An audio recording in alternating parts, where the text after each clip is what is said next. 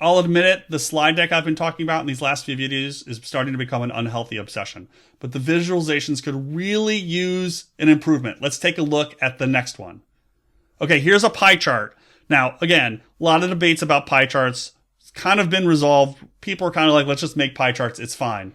But this pie chart is really hard to read. And I'm going to show you why it's really hard to read. And it's not because of the colors, which are like way too saturated and hard to look at, but it's because the orientation of the pie chart. So what do I mean by that? I'm going to slide this over and create a new pie chart here. And I've just typed the data in. So I'm going to create this pie chart.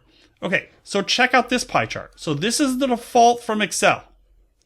Notice how having the first segment start at 12 o'clock right at the top here means that it's easier to see that this segment is slightly larger than 50% because that line that cuts through the middle of the chart, that would be right here, we can see that very clearly. And so that's easy to recognize that this is a little bit more than 50%. And that's generally the standard that we've come to learn and know when we make pie charts, is to organize the data from largest to smallest starting at 12 o'clock. So in fact, what I'm going to do is go back over to my data. I'm actually going to sort the data based on the value from largest to smallest. And now this chart actually helps me navigate the chart even a little bit easier because I know to start at 12 o'clock, that's the biggest segment. And then I'm going to go to in descending order. What about the labels? Well, let's just add our data labels here. Excel will let us do some modification here.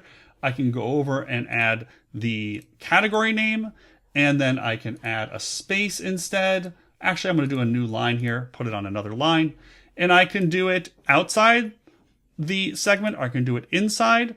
I don't really feel strongly here, but I'll put it just for fun. I'll put it outside, and I might even move some of these segments around to make them a little bit closer to the actual segment.